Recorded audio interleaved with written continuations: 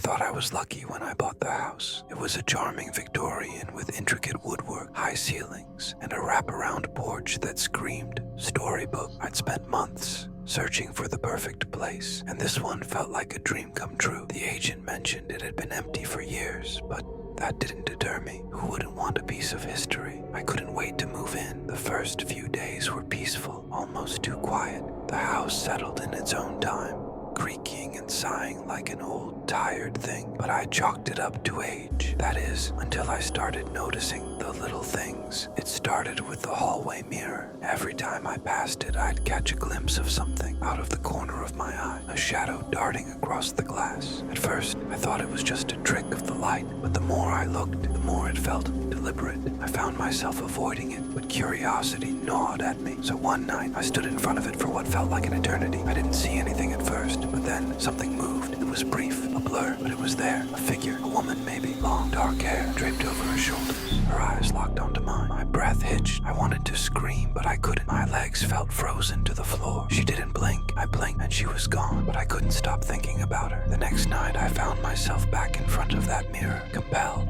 like it was calling me. This time, I was more prepared. As soon as I saw her reflection again, I stepped back and her image followed, a second behind me, like a shadow. But this time, it wasn't just her. There were more.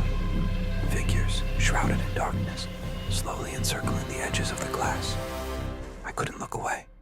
I wanted to scream, but something held my tongue. Then, a soft whisper came. Leave. I froze, heart hammering in my chest. I wasn't sure if I'd imagined it, but the voice sounded so close, so real. My eyes darted around, but the house was silent, save for the sound of my own breathing. I ran.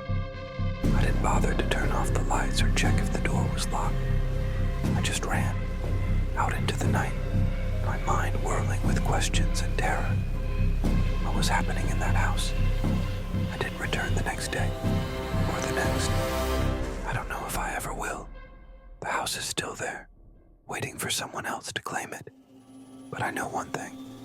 Some places aren't meant to be lived in. They belong to something else. And now, it belongs to her.